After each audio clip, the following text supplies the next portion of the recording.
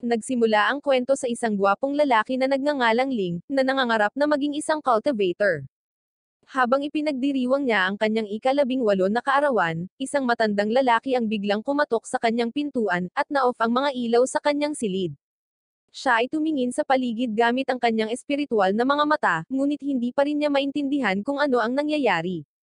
Pumasok ang matanda sa pintuan, tinawag ang kanyang pangalan, at pareho silang nawala. Dinala sila sa hangganan sa pagitan ng mortal at espiritual na mundo kung saan hinihiling sa kanya ng lalaki na tanggapin ang sistema. Nang bigla siyang nagsummon ng pulang bola ng enerhiya, humingi ng paliwanag si Ling. Kaya ang sabi sa kanya ng matanda ay parang mga kwento lang na binibigyan ng cheat skill ang bida. Dinidirekta niya ang enerhiya sa katawan ni Ling, pinagsama ito sa kanya, at sinisimulan nito ang sistema ng Diyos ng digmaan. Isang scroll ang biglang bumukas sa harap niya, at ipinaliwanag ng lalaki na ito ay isang sulat ng rekomendasyon, na tutulong sa kanya na makapasok sa Jua Magic Academy, ang nangungunang academy sa espiritual na mundo. Iniisip ng matanda na kakailanganin niya ng ilang oras upang pag-isipan ito, ngunit agad na tinanggap ito ni Ling, sinabing wala siyang anumang bagay na nakatali sa kanya sa mortal na mundo. Nagtataka siya kung bakit siya ang napili, ngunit ang lalaki ay lumipad lamang habang tumatawa, natutuwa na naalis niya ang kanyang malas na bagay. Ang maliit na robot ay lumabas sa kanyang bulsa, ipinakilala ang sarili bilang system spirit at inilalantad na siya lamang ang nakakakita nito. Isang kakaibang liwanag ang biglang nagpakita, habang ipinapaulam sa kanya ng system ang tungkol sa isang cultivator na natigil sa loob ng teleportation space channel. Gustong tumulong ni Ling, kaya tinuturuan siya ng system kung paano sumipsip ng enerhiya. Sinubukan niya ito, at sinisipsip niya ang enerhiya mula sa pinagmumulan ng liwanag, na nagbukas ng isang portal at lumilipad ang isang babae. Naapakan niya siya, ngunit nakita siya ni Ling na napakaganda. Sinusuri siya ng dalaga, nag-aalok na tulungan siyang makatayo. Habang hinahawakan niya ang kamay nito, na-detect ito ng system at binibigyan siya ng bagong damit para mapaganda ang kanyang imahe, na nagpapalit ng kanyang hitsura. Ipinakilala ng babae ang kanyang sarili bilang Joanna, at sinabi ni Ling sa kanya na siya ay mula sa mortal na mundo. Nagulat si Joanna nang marinig ito, ngunit ipinakita niya sa kanya ang kanyang sulat ng rekomendasyon. Sinundan niya siya sa Magic Academy, na ipinahayag na isang kontinenteng lumulutang sa kalangitan. Maraming mga estudyante ang lumilipad, at naririnig nila ang mga tao na nagsisigawan sa di kalayuan. Kaya sinuri nila ito, at nakakita sila ng isang monolith. Ipinaliwanag ni Joanna na ang kanilang class ay pagpapasyahan ng monolith batay sa kanilang antas ng paglilinang, at higit sa 10,000 mga bagong mag-aaral ang hahatiin sa 100 mga klase kung saan ang lahat ng mga henyo ay itatalaga sa unang klase. Nakikita nila ito sa pagkilos habang sinusukat nito ang paglilinang ng isang ika-9 na yugto ng bagong dating na nagngangalang Wang, na nagtalaga sa kanya sa Class 1. Ang susunod na kalahok na nagngangalang Chingo ay sumulong sa kanyang liham ng rekomendasyon, na humahanga sa karamihan dahil ang mga tunay na henyo lamang ang inirerekomenda. Kinuha ni Chingo ang pagsusulit, at ipinakita ng monolith na nasa antas na siya ng pag-aalaga ng espiritu, kaya nakuha niya ang kanyang pwesto sa unang klase. Si Joanna ay susunod na tinawag, at siya ay ipinahayag na siya ay nasa ika-9 na yugto, kaya siya nakapasok din sa klase. Sinabi niya kay Ling na hihintayin niya itong samahan siya sa susunod na tatawagan niya. Si Ling ay kinakabahang lumakad pasulong, iniisip na hindi pa siya nakakapag-cultivate noon, at ipinakita niya ang kanyang sulat ng rekomendasyon. Habang binabasa ng instruktor na si Yana ang sulat, nagulat siya nang malaman na ito ay mula kay Master Lowy, isang maalamat na master na nakamit ang immortalidad kaysa sa mga Diyos. Ang numerology instructor na si Mondo ay tinatasa ang kapangyarihan ni Ling, na nagsasabing siya ay maghahatid ng mga himala na magpapagulat sa mundo. Nagsimulang magsaya ang mga tao para sa kanya, at hinawakan ni Ling ang monolith ngunit tumahimik ang lahat ng ipahayag ng monolith na siya ay nasa stage 0. Ngunit nakakakuha pa rin siya ng pwesto sa unang klase. Binanggit ni Yana na ito ang pinakamasamang marka ng pagpapatala para sa klase, kaya umalis si Ling na nadismaya nang madaanan niya ang isang third stage cultivator na nagngangalang Larry na tila ayaw sa kanya. Si Larry ay kumuha ng pagsusulit, at siya ay itinalaga sa Class 100 na naging dahilan upang siya ay mawalan ng pag-asa, at sa palagay niya ay hindi makatarungan para kay Ling na maging sa Class 1. Sinimulan ng lahat na akusahan si Ling ng pandaraya sa pagtatalik at si Wenard ay humakbang pasulong, humihiling kay Mondo na bawiin ang resulta, na sumang-ayon kay Larry. Sinabi sa kanya ni Mondo na imposible ito, kaya hinamon ni Wenard si Ling na makipaglaban, ngunit mabilis siyang umalis kasama ni Joanna, humihingi ng paumanhin sa hindi niya alam na level 0 siya, na sinasabi sa kanya na paprotektahan niya siya habang dinadala siya nito sa dormitoryo. Sa gabi, iniisip ni Ling kung ano ang magagawa niya sa kanyang mga haters, at iminumungkahi ng system na i-upgrade ang kanyang level dahil ipinapakita nito sa kanya ang mga quest na magagawa niya para mag-level up. Nagkakaroon siya ng quest na gumawa ng 10 push-up na madali niyang nakumpleto, pina-level siya hanggang sa unang yugto, pinapalakas ang kanyang lakas upang magawa niya ang isang push-up gamit ang isang daliri. Gumagawa siya ng ilan pang mga quest, at madali niyang naabot ang ikatlong yugto sa pamamagitan lamang ng paggawa ng mga push-up. Ngunit napagtanto niya na hindi siya makakakuha ng anumang mas malakas mula sa paggawa ng mga push-up kaya iminumungkahi ng system na humingi siya ng payo kay Joanna. Umalis si Ling sa dorm, ngunit bigla siyang tinambangan.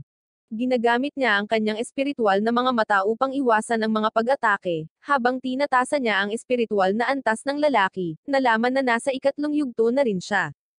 Ipinagpatuloy ng lalaki ang kanyang pag-atake, pinamamahalaan ang isang suntok na nagpa-atras kay Ling. Ginagamit ni Ling ang kanyang bagong bilis para gumalaw, at ang lalaki ay hindi makasabay sa kanyang mga galaw. Nagulat ang lalaki nang makitang nasa likod na niya si Ling, at pinagtatabuyan siya ni Ling. Ang lalaki ay ipinahayag na si Larry, na nagtanong sa kanya kung kailan siya umabot sa ikatlong yugto. Sinasabi ni Ling na siya ay isang henyo, kaya maaari niyang i-level up ang kanyang paglilinang sa loob ng ilang araw. Naglabas si Larry ng isang talisman, habang binabalaan siya ng system na hindi niya mahaharangan or maiiwasan ang pag-atake. Iminumungkahi nito ang paggamit ng Heavenly Gateway upang matuno ang kapangyarihan ng talisman, ngunit ito ay isang lubhang mapanganib na hakbang. Ibinato ni Larry ang kanyang talisman, ngunit bigla itong sumabog nang sumama si Joanna sa laban, itinutok ang kanyang talim kay Larry. Sa sandaling iyon, nakita nila ang isa pang Larry sa pasukan ng kanilang dorm, na tumatawag kay Ling, at ito ay nagpagulo sa kanila. Biglang inatake ng kalaban si Joanna, ngunit hinaranggan ni Ling ang pag-atake gamit ang Heavenly Gateway para matuno ang kapangyarihan ng lalaki.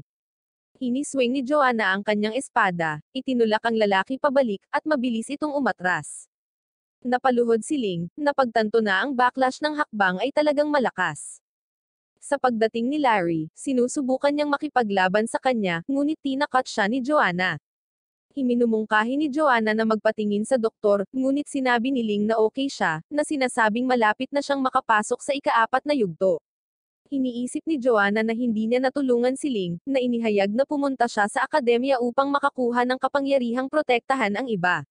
Sa palagay niya ay magiging kahanga-hanga si Ling sa hinaharap, ngunit hanggang doon, nais niyang protektahan siya. Kinabukasan, naalala ni Ling kung paano siya inatake, iniisip na iimbestigahan ni Yana ang insidente, ngunit binabati lang niya si Ling sa pagiging kalaban ng buong paaralan. Sa panahon ng cultivation class, nagulat siya nang malaman niya na ang instructor ay isang puno na pinangalan ng Tracy, at nalaman namin na siya ay isang puno dahil ito ang anyo ng paglilinang. Sinabi sa kanya ni Joanna ang tungkol sa isa pang taong may sulat ng rekomendasyon na nasa antas na ng espiritual na pag-aalaga. Isang babaeng nagngangalang Sheena ang pumasok sa portal, at ginamit ni Ling ang kanyang espiritual na mga mata upang makita ang kanyang antas, ngunit hindi niya magawa dahil masyadong mataas ang kanyang antas. Sinimulan ng puno ang klase, sinabing nagpadala siya ng landas ng cultivation realm para sa kanilang kaliwanagan, at sinabi niya sa kanila na bigyang pansin ito, ngunit agad niyang tinapos ang klase.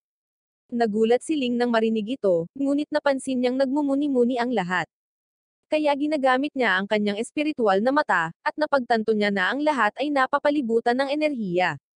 Ibinunyag ni Joanna na ang cultivation realm ay madarama lamang, at napagtanto ni Ling na napalampas niya ito, na sinasabing makukuha na lang niya ito sa susunod na klase.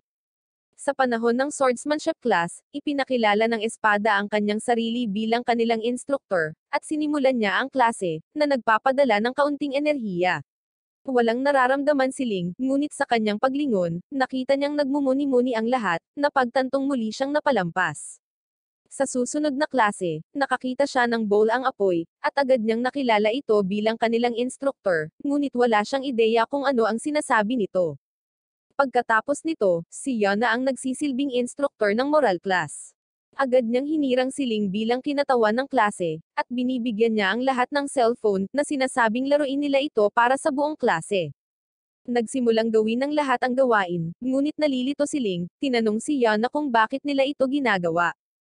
Ibinunyag niya na ang mortal class ay parang pay class, kaya dapat na siyang tumigil sa pagrereklamo, at ito ang nagpapalungkot kay Ling dahil gusto talaga niyang matuto.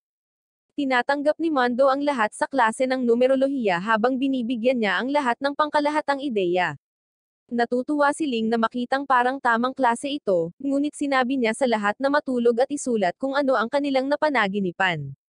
Biglang inaantok si Ling, ngunit bago siya makatulog, sinabi ni Mondo sa kanya na may bloodbath na naghihintay sa kanya pagkatapos niyang magising. Pagkaraan ng ilang oras, nagising si Ling na tinawag siya ni Joanna, at napagtanto niyang nasa gitna na sila ng magic class kung saan gustong magsagawa ng mahiwagang sparring session ni Yana.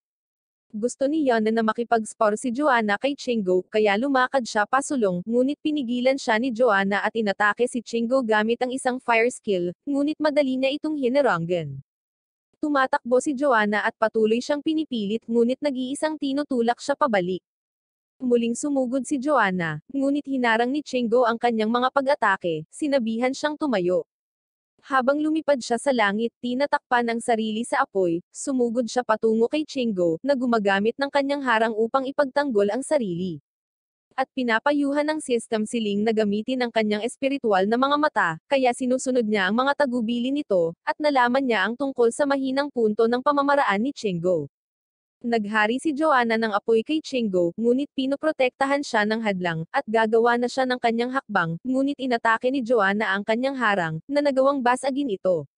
At sinisikap niyang sirain ito, ngunit sinabi ni Chingo na hindi pa rin siya sapat na cultivator, tinatangay siya at gumamit ng kasanayan para itulak siya sa lupa.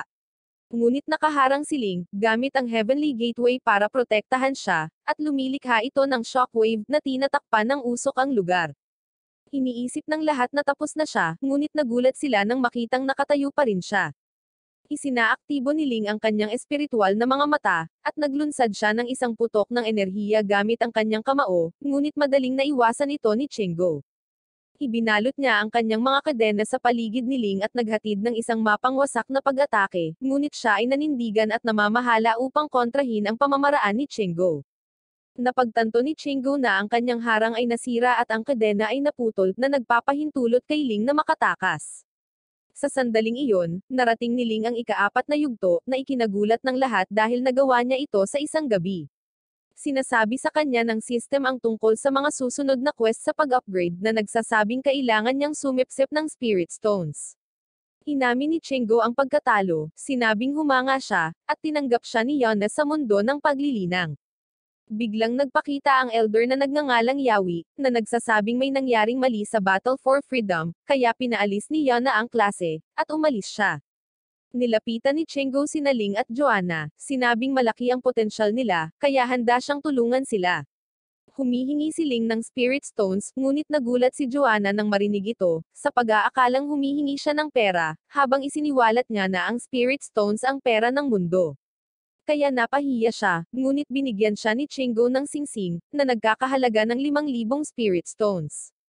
Umalis si Chingo, tinanong si Ling kung mahilig din siya sa militar, at nalaman namin na may pagkakapareho sila, kaya nagsimula silang magkasundo, at inanyayahan ni Chingo si Ling na manood ng mga pelikula sa digmaan sa kanyang lugar.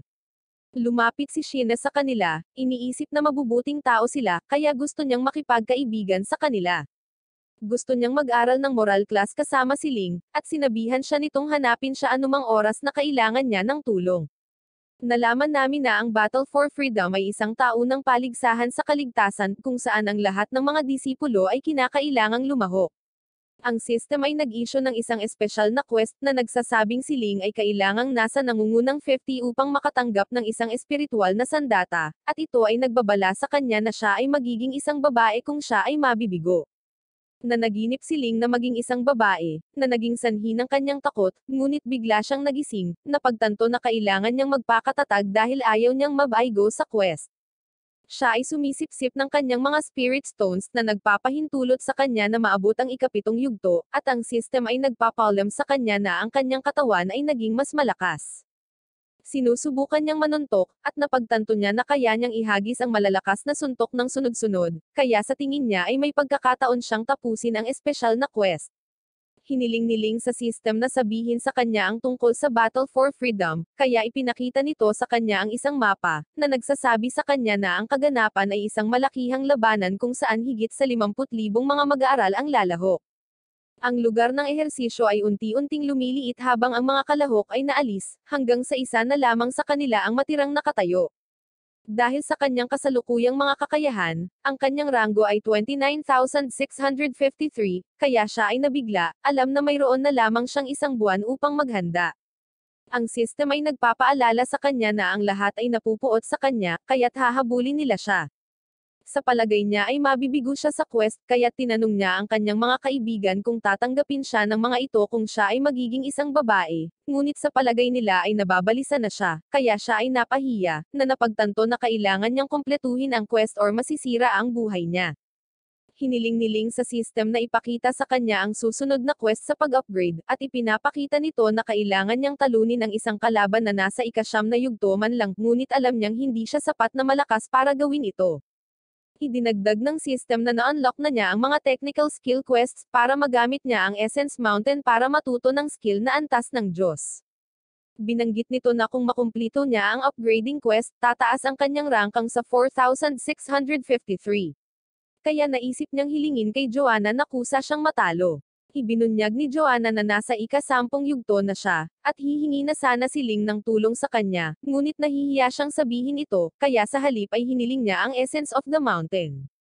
Pinuntahan niya si Chingo, hinihiling na kusa siyang matalo, ngunit tumanggi siya, sinabi kay Ling na huwag umasa sa masasamang gawain upang linangin. Ngunit si Ling ay nagmakaawa sa kanya na gawin ito, at si Chingo ay sumang-ayon dito, sinabing sasabihin niya sa kanya ang kanyang kahinaan, ngunit ayaw ni Ling na ibahagi niya ito, nakikita ito bilang isang mahalagang lihim. Kaya naisipan niyang bumalik kay Joanna. Lumuhad si Ling sa harapan ni Joanna habang nagre-request na gawin ang sneak attack sa kanya, ngunit napansin niyang kinakabahan si Ling, kaya naisip niyang sinusubukan nitong ipagtapat ang kanyang nararamdaman. Kinakabahan din si Joanna, ngunit sinabi niya na okay lang dahil kailangan nilang tulungan ang isa't isa bilang partner, at ito ang nagpapasaya sa kanya. Bumalik siya kay Chingo, sinasabing gusto niyang matuto ng bagong hakbang, kaya tinuruan siya ni Chingo ng isang binding technique, na sinasabi sa kanya na gamitin ito kay Joanna sa susunod. Ibinigay ni Joanna kay Ling ang Essence Mountain, ngunit bigla niyang ginamit ang binding technique, at sasalakayin na niya ito, ngunit nagsimula itong umiyak, kaya nag-alinlangan si Ling. Dahil sa isang bato, nawalan siya ng balanse, at nahawakan niya ang kanyang katawan, na naging sanhi ng kanyang pagkabalisa. Ibinigay niya kay Ling ang Essence Mountain at umiiyak habang tumatakbo palayo, na tinatawag siyang hindi maginoo. Kaya bumalik siya kay Chingo, sinabing nadismaya siya. Nang gabing iyon, binasa ni Ling ang mga tala na ibinigay sa kanya ni Joanna, at nalaman niya ang tungkol sa ranggo ng isang disipulo na nagngangalang Wang, na napagtanto na siya ay isang napakalakas na manlalaban. Pinayuhan niya si Ling na tumakas, at humingi ng tulong sa kanya nang makitang gustong protektahan siya ni Wang sa Battle for Freedom. Kinakain niya ang Essence Mountain, at naisip niyang humingi ng tawad sa kanya, ngunit nagsimulang sumakit ang kanyang tiyan nang magsimulang magkabisa ang Essence Mountain. Nakaranas si Ling ng sakit sa tiyan, at ipinaalam sa kanya ng system na tatagal ito ng 13 araw, na sinasabing matututuhan niya ang kasanayan sa antas ng Diyos kapag natapos na ito. Ngunit alam niyang 10 araw na lang ang laban, kaya natatakot siyang kailanganin niya itong harapin sa panahon ng paligsahan. Kinabukasan kulang sa tulog si Ling dahil buong magdamag siyang nasa banyo. Natatakot siya na hindi siya makakasali sa paligsahan, dahil ipinaliwanag ng system na walang paraan upang mapabilis ito. Sa kanilang klase, napansin ng lahat na wala si Ling, at narinig ni Joanna ang pag-uusap nila tungkol sa kanya. Kumatok si Chingo sa kanyang pintuan, tinanong siya kung bakit hindi siya pumasok sa klase. Habang inihayag niya na iniisip ng kanilang mga kaklase na nagtatago siya sa Battle for Freedom, sinabi ni Ling na kailangan niyang alisin ang isang nakaharang, at sa tingin ni Chingo ay nakikipag-ugnayan siya sa kanyang panloob na demonyo, kaya't si Chingo ay nag-enchant ng husto ng mahika upang tulungan siya. Nagsisimula siyang magpop na parang balisa habang bumibilis ang proseso, kaya hinihiling niya kay Chingo na bumalik araw-araw, ngunit sinabi niyang hindi siya aalis habang patuloy siyang nag-e-enchant. Nagpupumigla si Ling sa banyo habang pinapabilis ng mahika ang proseso, at pagkaraan ng ilang araw, nakita namin na halos kumpleto na ang proseso dahil tinutulungan siya ni Chingo. Nagkukumpulan ang mga alagad sa paligid ng Monolith, habang nagtataka si Joanna kung bakit hindi pa siya nakakausap ni Ling. Nakita namin si Ling na nagtitiis sa sakit habang nilapitan siya ng isang aso na nagngangalang Dobby, na nagpapakilala sa kanyang sarili bilang isang tagamasid. Alam ni Dobby na nahihirapan siyang subukang gamitin ang kanyang kapangyarihan para tulungan siya, ngunit hindi ito gaanong nagagawa, at naramdaman ni Dobby na mayroon siyang hindi kapani-paniwalang potensyal, na nagsasabing gusto niyang makasama siya. Nagpakita si Yawi, sinasabi sa lahat na magsisimula na ang labanan sa sandaling pumasok sila sa venue. Ipinaliwanag niya na ang kanilang kontribusyon ay tutukayin ang kanilang mga ranggo, na nagpapakita na siya ay nagbigay ng gininto ang liwanag sa lahat ng mga disipulo upang protektahan sila, ngunit sila ay aalisin kapag ito ay nasira. Ini-teleport niya ang lahat sa venue, at nagsimula ang labanan habang tinapos ni Chingo at Shina ang lahat sa paligid nila. Naghanda si Larry na labanan si Ling, na madaling nabali ang kanyang espada, at humingi si Ling ng toilet paper, ngunit sinabi ni Larry na wala siya, kaya umalis si Ling.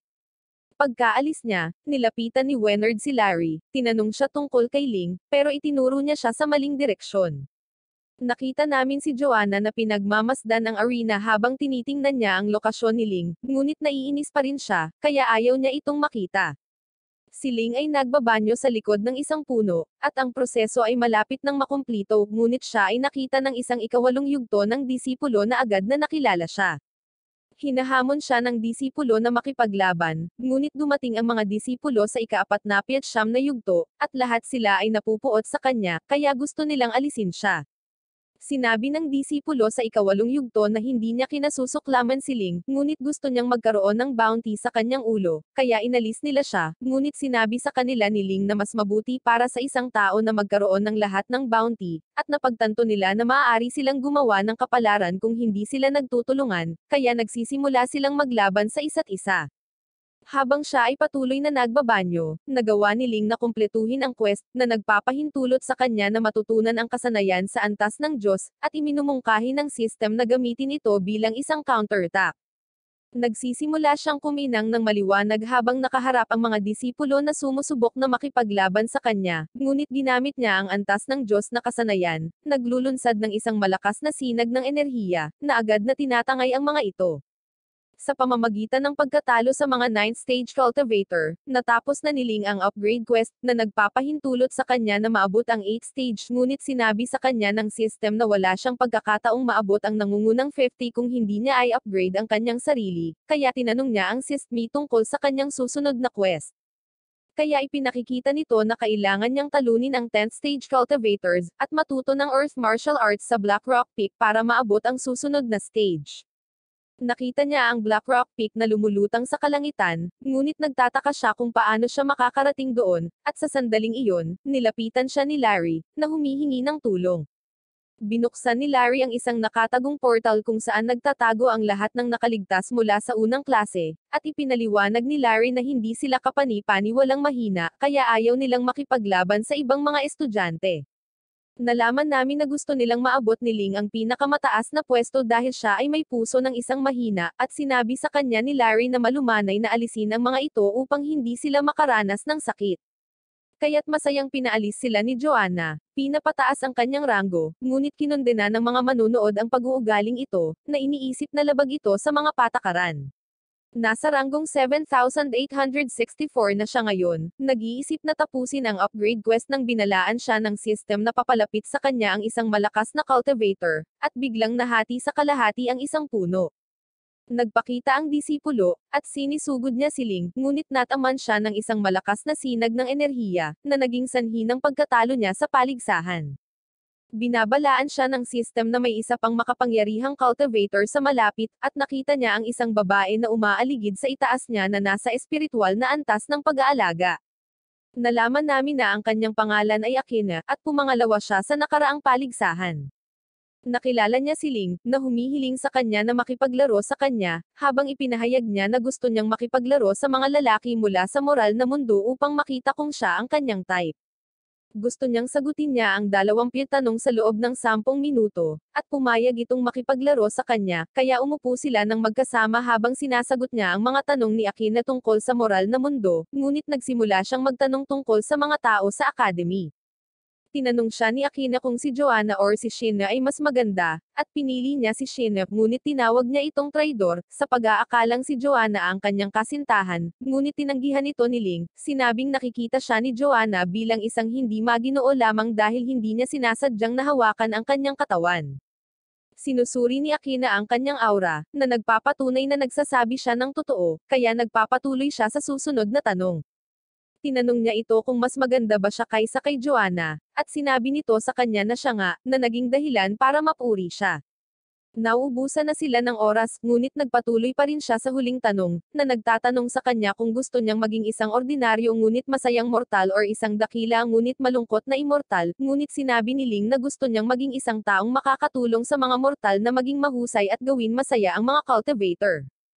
Nagustuhan ni Akina ang sagot niya, kaya tinanggap niya ito sa kanyang club na sinasabing siya ang unang miyembro, at aalis na siya, ngunit sinabi ni Akina sa kanya na hindi niya magagawa dahil kailangan nilang maglaro hanggang sa matapos ang paligsahan. Binabalaan siya ng system na hindi niya maaabot ang nangungunang 50 kung sasama siya sa kanya, kaya iniisip ni Ling kung paano niya maaabot ang Black Rock Peak.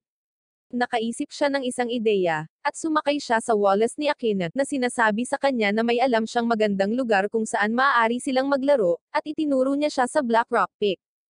Samantala, nakatagpo ni Joanna si Dobby, na nagbabala kay Joanna na may mga disipulong humahabol kay Ling para sa bounty, ngunit sa tingin niya ay no match si Ling para sa kanila dahil masama ang pakiramdam niya.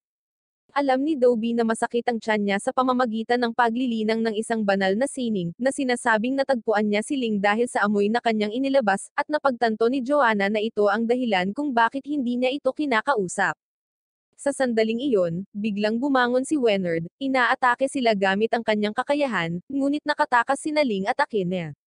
Nang makarating sila sa Black Rock Peak, sinasabi ng system kay Ling na malapit na niyang masipsip ang kapangyarihan ng Earth ngunit aabutin ng 24 na oras upang makumplito ang proseso, at iminumungkahi nitong tambangan si Akina kapag natapos na ang proseso. May nakita silang kakaibang cultivator sa tuktok, at nagtataka si Akina kung sino siya, kaya ipinakilala niya ang kanyang sarili bilang Carlo, sinabing hinihintay niya si Ling, ngunit bigla itong nawala. Tinanong ni Ling si Akina tungkol sa kanya, ngunit hindi niya matandaan na nakita niya ito, sinabing si Ling ay maaaring naghahallucinate. Alam niya na ang tungkol kay Carlo, sa pag-aakalang siya ay natigil sa ikawalong yugto, ngunit sinabi ni Mondo na nahulog lang siya sa panloloko ni Carlo, na sinasabing umiiwas lang siya sa karma. Hindi alam ni Mondo ang totoong level ni Carlo, na sinasabing mas interesado siya kay Ling dahil kahit papaano ay nakatali sa kanya ang mga estudyanteng na-recommend ngayong taon. Napansin niya na nakawili-wili si Mondo, sinabing pinahawak siya ng pinuno ng akademya bago siya nawala, ngunit wala siyang past record, kaya nagtataka siya kung sino siya, ngunit tumawa si Mondo na nagsasabing malalaman niya ito sa hinaharap. Hinihiwa ni Joanna ang skill ni Wenard, napagtanto na siya ang tumambang kay Ling, kaya tinanong niya ito kung bakit si Ling ang pinupuntirya niya. Ibinunyag niya na ang mga mortal ay kanyang mga kalaban, at pinayuhan si Joanna na layawan si Ling kung ayaw nitong maging kalaban ng kanyang sekta, ngunit bigla siyang inatake ni Dobby, kaya siya ay nag-counter-attack, ngunit sinarado ni Joanna ang distansya, nakipagpalitan ng atake sa kanya, ngunit nagawa niyang itulak siya pabalik. Napagtanto nila na ang mga alagad ng sekta ni Wenard ay ipinatawag, kaya nagsimulang tumakas sina Joanna at Dobby, ngunit naisip ni Wenard na hindi sila makakatakas. Bumabalik kami kay Ling habang nakikipaglaro siya kay Akina, at sa huli ay nanalo siya, ngunit pinakialaman niya ang programa, na nagpapahintulot sa kanya na makakuha ng panalo sa panahon ng rematch. Si Akina ay nangangarap na magsimula ng isang gaming company sa mortal na mundo, na nagsasabing si Ling ay maaaring maging kanyang manager, at mukhang nagkakasundo sila, ngunit ipinaalam sa kanya ng system na ang proseso ay matatapos sa loob ng 5 minuto, na nagpapakita na ang kanyang mabuting kalooban ay nagpabilis sa proseso.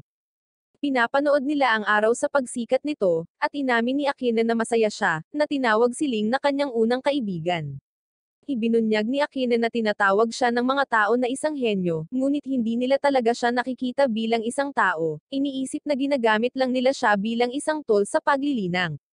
Kaya, iminumungkahi ni Ling na baguhin ang mundo, na nagsasabi na maaari lamang silang bumuo ng kanilang sariling sekta. Gusto ni Aquino ang ideya, ngunit sa palagay niya ay hindi siya sincere na nagpapaalala sa kanya tungkol sa kanyang kakayahang makakita ng mga kasinungalingan. Sinabi niya na hindi ito naging tapat sa kanya mula nang marating nila ang rurok dahil madilim ang aura sa paligid niya. Ngunit nalaman namin na tapat siya sa kanya, at nakikita lang niya ang enerhiya ng Earth sa paligid niya. Sinusubukang ipaliwanag ito ni Ling, sinabing nagsasanay siya, ngunit hindi siya naniniwala sa kanya, alam niyang wala siyang oras upang magsanay dahil masyado siyang abala sa pakikipaglaro sa kanya.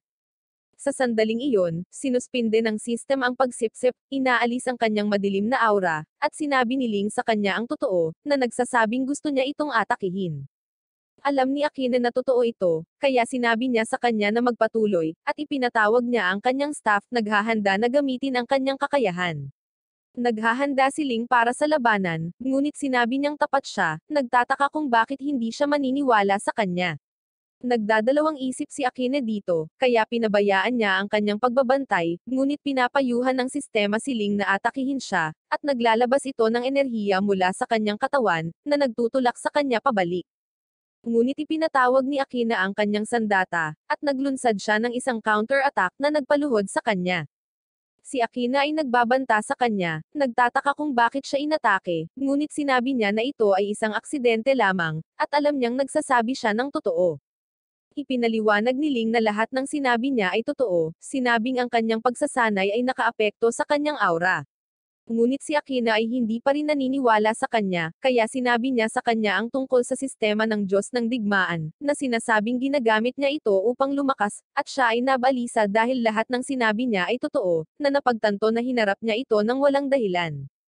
Inutusan siya ni Aquino na magsinungaling sa kanya, kaya sinabi nito sa kanya na hindi siya naglilinang gamit ang sistema, at gumagamit siya ng essence para lumakas.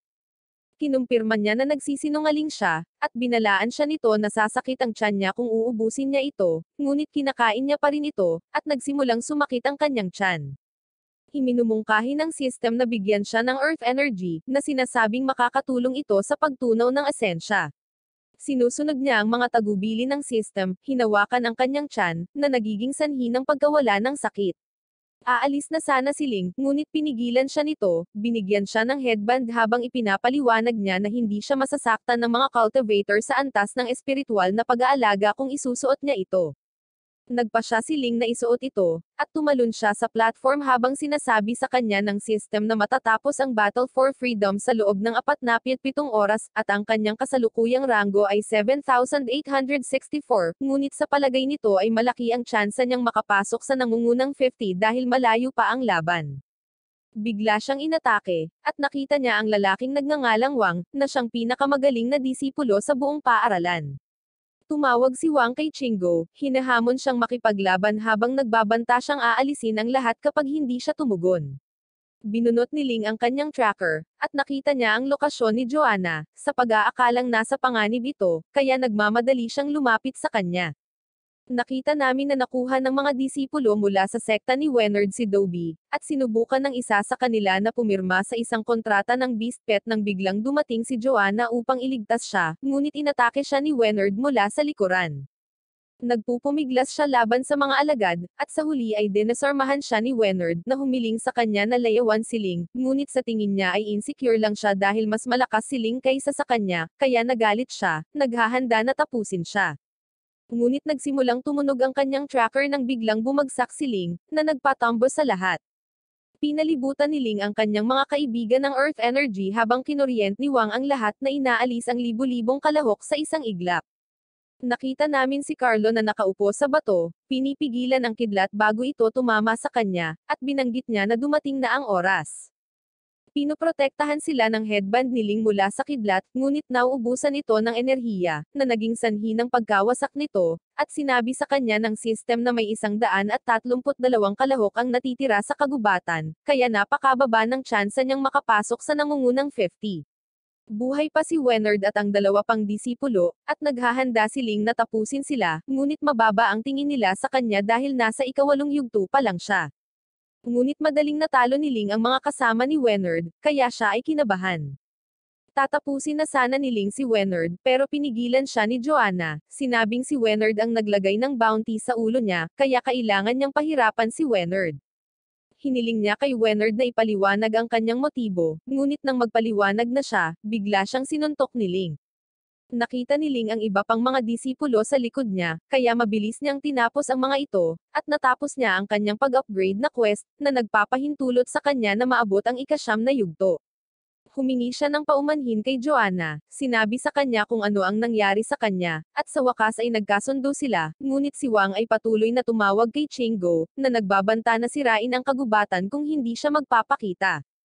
Naghahanda si Wang na sirain ang kagubatan, ngunit dumating si Shena upang pigilan siya, at nakilala niya si Shena, na nagsasabing mukha siyang Diyosa, ngunit sinabihan niya si Wang na huwag makipag-usap sa kanya, na nagsasabing hindi niya ito gusto, kaya nabalisa siya.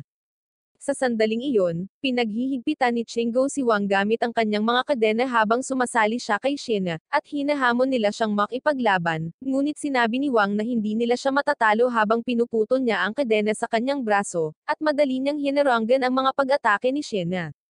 Humihingi si Chenggo ng tulong sa lahat upang iset up ang kanyang diskarte, na sinasabi sa kanila na ialok ang kanilang espiritual na kapangyarihan upang talunin si Wang. Nakatanggap siya ng kapangyarihan mula sa mga disipulo, ngunit sinabi ni Chenggo na kailangan niya ng higit pang tulong. Alam niyang may mga disipulo na hindi nakikipagtulungan, at pinagtatawanan siya ni Wang, na iniisip na mabibigo ang kanyang plano. Sinira ni Wang ang mga pagpigil, at naglunsad ng pag-atake si Shene, ngunit madali niya itong nadaig. Sinusubukan niyang anyayahan siyang makipag-date, ngunit tinanggihan siya nito, inalis ang sarili sa paligsahan. Nagalit si Wang, tinawag ang isang lightning dragon para umatake, at sinubukan ni Chenggo na harangan ito gamit ang kanyang kakayahan, ngunit nadurog ito, at naalis siya sa isang iglap. Sinabi ni Yuan na ang diskarte ni Wang ay malapit sa divine level, at si Wang ay nagpapatuloy sa kanyang pagsalakay, na inaalis ang natitirang mga kalahok. Malapit nang tamaan ng kidlat ang grupo ni Ling, ngunit pinigilan ito ni Carlo gamit ang kanyang daliri. Tinanong si Ling kung kabisado na ba niya ang Finger of Heaven. Sinabi niya na kailangan niyang umalis, ngunit gusto niyang makabisado ni Ling ang teknik, at nawala siya sa kanilang mga mata. Ipinapaalam sa kanya ng system na 5 kalahok na lang ang natitira, kaya naisip ni Ling na siya ay tiyak na mapapahamak, iniisip na kailangan niyang talunin ang higit pang mga kalahok upang mag-rank up. Ngunit nalaman niya na maaari pa rin niyang kumpletuhin ang quest sa pamamagitan ng pagkatalo kay Wang. Alam ni Ling na ito ay isang mahirap na gawain, ngunit ayaw niyang maging isang babae, kaya tinawag niya si Wang, sinabihan siyang bumaba. Nagtataka si Joanna kung ano ang ginagawa ni Ling, ngunit inalis niya siya sa paligsahan, na sinasabi sa kanya na hintayin siya sa labas habang papalapit sa kanya si Wang.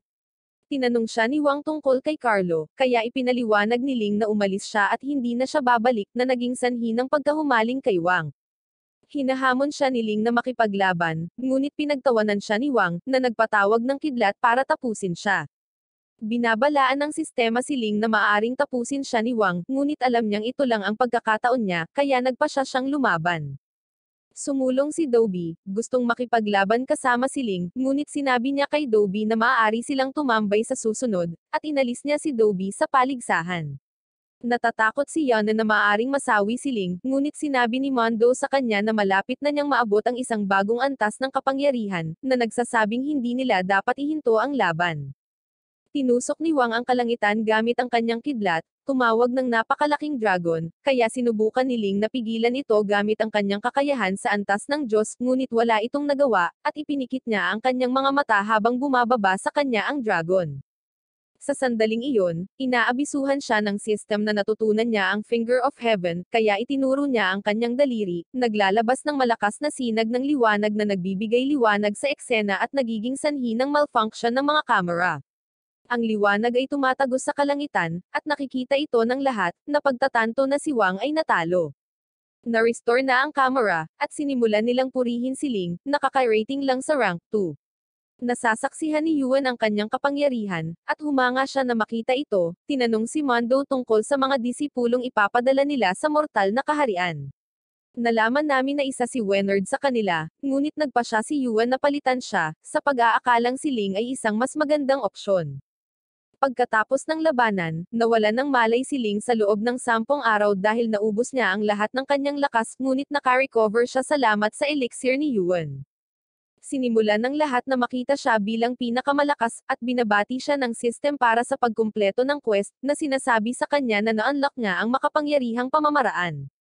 Ngunit wala siyang ideya kung paano ito gamitin, at tumatanggap siya ng mga item mula sa akademya bilang gantimpala. Makalipas ang 1 buwan, ipinaalam ni Yuan sa lahat na nakatakas na ang Demon King dahil nasira ang selyo sa mortal na mundo, kaya kailangan nilang magpadala ng mga natatanging disipulo bilang mga mensahero para kumatawan sa espiritual na mundo. Naririnig ni Wenard ang lahat ng nag-uusap tungkol sa kanya, alam na siya ay pinalitan ni Ling, kaya siya ay nagiging masama dahil gusto niyang ipadala bilang isang mensahero. Nalaman namin na bago ang anunsyo, sinabi na sa kanya ni Wang ang tungkol dito, ngunit nagtataka siya kung bakit hindi siya ipinaalam ng kanyang ama, ang pinuno ng sekta, na iniisip na siya ay nagdala ng kahihiyan sa kanilang sekta. Binanggit niya na natalo din si Wang kay Ling, iniisip na hindi siya dapat makita ng sekta bilang isang pagkabigo, at dapat gamitin ng kanyang ama ang kanyang impluensya upang makakuha ng pwesto para sa kanya. Ngunit tumawa si Wang, at nagpatawag siya ng Lightning Dragon, dahilan para mapaluhod si Wenard. Ipinaalala niya kay Wenard na may malaking agwat ng kapangyarihan sa pagitan nila, at ibinunyag niya na may sinabi si Yuan sa kanyang ama, ngunit sa palagay niya ay hindi pa handa si Wenard na malaman ang katotohanan. Itinuro ni Yuan si Ling, Shingo, at Joanna bilang mga mensahero, at binanggit niya na may natitirang lakas si Ling, kaya itinalaga niya si Ling bilang pinuno ng grupo. Nangako siyang tatapusin ang misyon habang ipinapaliwanag niya na ikinararangal niyang mapili bilang isang mensahero. Binigyan siya ni Dobby ng isang scroll na ipinakita ni Ling sa karamihan, na sinasabi sa kanila na bibili siya ng mga bagay para sa kanila sa mortal na mundo, at ipinaliwanag niya na hindi niya ito gagawin para kumita kundi para magkaroon ng mga bagong kaibigan. Lahat ay nag-cheer para sa kanya dahil gusto nilang bumili ng isang bagay mula sa moral na mundo, ngunit sa palagay ni Wenard ay hindi dapat ginagawa ito ng isang mensahero. Inanunsyo ni Akina na magsisimula siya ng isang esports club kasama si Ling, at sinabing tumatanggap sila ng mga bagong recruit, at nakita naming masaya ang lahat na marinig ito. Kinabukasan, pumila ang mga disipulo sa dorm ni Ling, na gustong bumili ng isang bagay mula sa mortal na mundo. Habang ipinapakita ni Akina sa kanila ang kanyang mga video game, naiinggit si Wenard na makitang maganda ang takbo ng kanilang negosyo, at naalala niya ang pag-uusap nila ni Wang. Ibinunyag ni Wang na sinabi ni Yuan sa pinuno ng sekta ang tungkol sa mga kalkulasyon ni Mondo na hinuhulaan na ang paglalakbay sa mortal na mundo ay magiging mapanganib, kaya maaaring masawi si Wenard kung sasali siya bilang isang mensahero. Ipinaliwanag niya na magiging mapanganib din ito para kay Ling, ngunit binanggit ni Mondo na nais ng kalooban ng langit na bumaba si Ling sa mortal na mundo. Iniisip ni Wenard ang tungkol ito, at nagtataka siya kung bakit hindi siya pinili ng kalooban ng langit, kaya nagsimula siyang umiyak.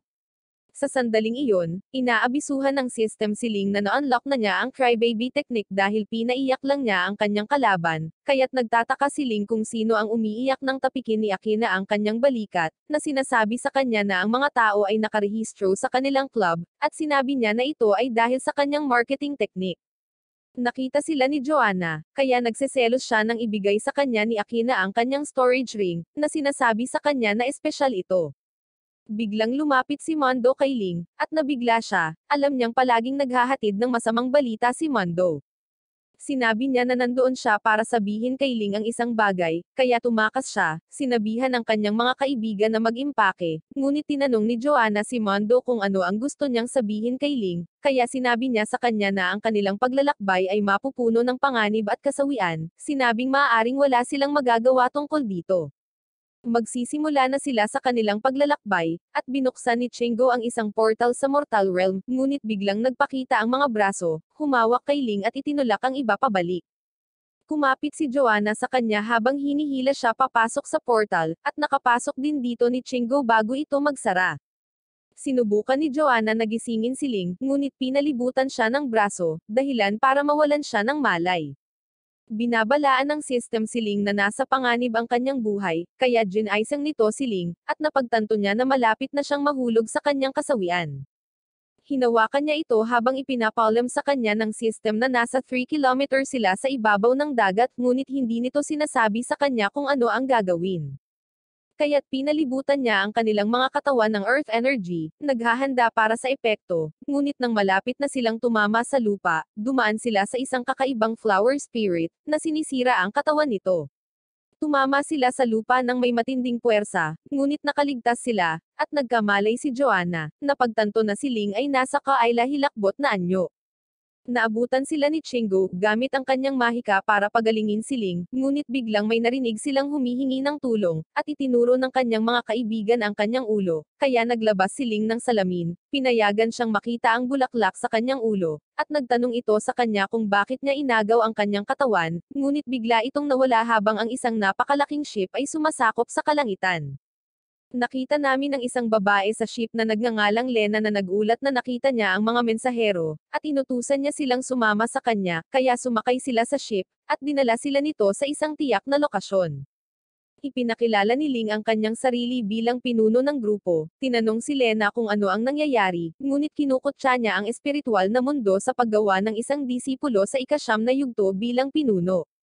Binunot ni Joanna ang kanyang espada, tinanong si Lena kung ano ang gusto niya mula sa kanila, ngunit naghahanda siyang lumaban, na isinaaktibo ang kanyang kakayahan habang isiniwalat niya na siya ay nasa ika-10 yugto. Malapit na silang maglaban, ngunit bigla silang huminto habang kinukunan sila ng litrato ni Chingo na sinasabing nakuha na niya ang kanilang mga espiritu. Nag-aalok siya na ipadala ang larawan kay Lena, at pinaalalahanan niya si Joanna na dapat nilang panatilihin ang kanilang pagkakaibigan sa mortal na mundo, kaya humingi ito ng tawad sa kanyang pag-uugali. Umalis sila sa ship, at sinabihan sila ni Lena na sundan siya habang dinadala niya sila sa kanyang mga superior na sinasabi sa kanila na dumating na ang mga mensahero. Isang babae ang nagpakilala bilang si Yasmin, ang presidente ng alyansa, at nakilala siya ni Ling dahil pinapanood niya noon ang kanyang cultivation ad sa Mortal World. Alam ni Joanna na ang mga superior ni Lena ay parehong nasa espiritual na antas ng pag-aalaga, at inihayag ni Yasmin na sila ay nagtipon upang simulan ang isang misyon ng labanan.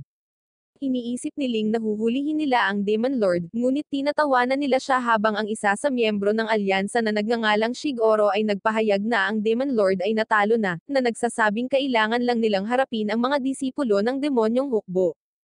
Ipinaliwanag niya na tinanggap ang grupo ni Ling dahil gusto niyang ibalik sila sa espiritual na mundo, na sinasabing hindi kailangan ng alyansa ang kanilang tulong. Nagbukas siya ng portal, ngunit sinabi ni Chingo kay Shigoro na hindi sila nakaranas ng anumang kagandahang loob na nagpapaalala sa kanya na dapat silang maging magkaibigan. Ibinunyag ni Shigoro na paulit-ulit siyang humingi ng tulong kay Mondo, ngunit hindi siya nagpadala ng mga reinforcement, kaya kinailangan nilang harapin ang banta mismo, at ipinahayag ni Shigoro ang kanyang pagkadismaya, sinabing sila ang pinakamahinang mensahero na nakita niya.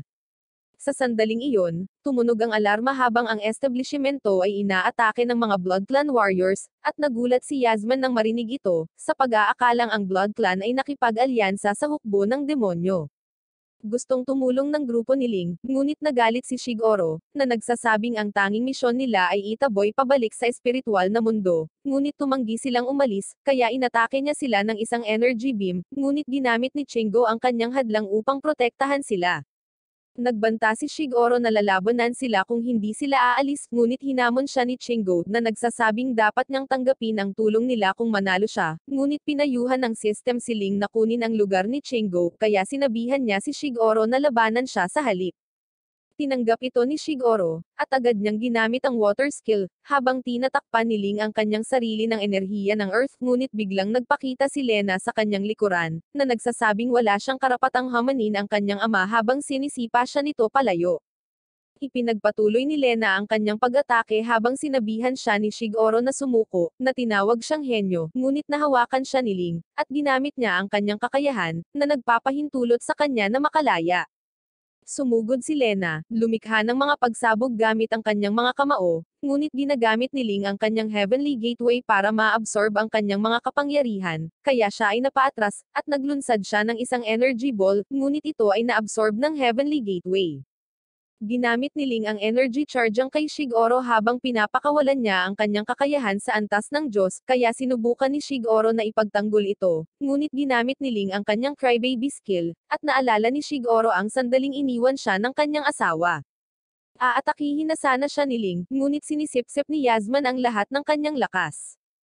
Sinabi niya na pareho silang bihasa sa mga ilusyon habang nakikita niya si Yasmin na umiiyak na tinatawag ang crybaby skill na isang soul level na ilusyon. Inamin ni Yasmin na pambihira ang kanyang lakas, ngunit hinahamon siya nito na labanan ang kanyang soul attack bago sila tumanggap ng tulong mula sa kanyang grupo. Ginagamit niya ang kanyang kakayahan kay Ling, pinalibutan siya ng mahiwagang enerhiya, ngunit tumanggi si Lena na aminin ang pagkatalo, kaya sinusugod niya si Ling, ngunit nawalan siya ng malay habang papasok siya sa lugar ng epekto ng kasanayan. Hinawakan siya ni Ling, at ginamit niya ang kanyang makapangyarihang pamamaraan, at naglabas siya ng malakas na aura habang nagpapakita ang isang haligi ng liwanag, na nagpapahintulot sa kanya na iwaksi ang ilusyon ni Yasmin. Nagulat ang lahat na makita ito, at nalaman namin na ang makapangyarihang pamamaraan ay ginagawang ganap ang kanyang mga hangarin sa mundo. Dahan-dahan siyang bumaba sa lupa habang napagtanto ni Shigoro na ang mundo ng paglilinang ay malawak, at tinanong siya ni Yasmin kung gumamit ba siya ng ilusyon, ngunit itinanggi niya ito, at sinabing ito ay binibilang bilang isang solong pag-atake, kaya inamin niya ang pagkatalo at nagpas siyang tanggapin ang kanilang tulong. Muling tumunog ang alarma, kaya nagbukas sila ng portal, at kinuha ni Shigoro sina Lena at Ling, sinabihan silang magkaayos habang itinapon niya sila sa loob ng portal.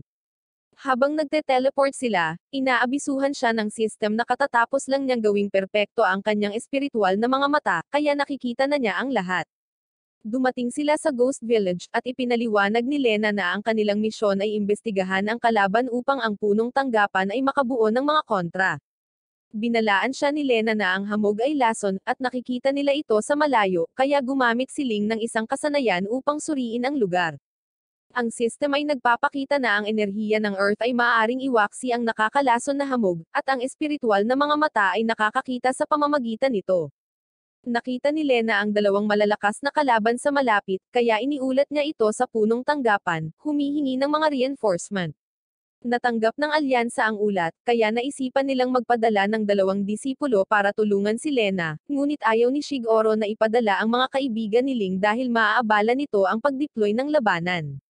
Ngunit nag-aalala sina Joanna at Shingo tungkol sa kanya, kaya nakiusap sila kay Shigoro na hayaan silang sumali sa labanan. Ang mga kalaban ay pumunta sa kanila, na ikinakalat ang hamog habang sila ay gumagalaw, kaya sinabihan siya ni Lena na umatras, ngunit tumanggi siya, na pinaandar ang kanyang espiritual na mga mata at binanggit niya na mali ang kanyang ulat dahil may 4 na kalaban na papalapit sa kanila. Patuloy na kumakalat ang hamog, ngunit itinulak ito ni Ling, at sinabing susuriin niya ang kalaban habang pinapalibutan niya ang sarili ng Earth Energy.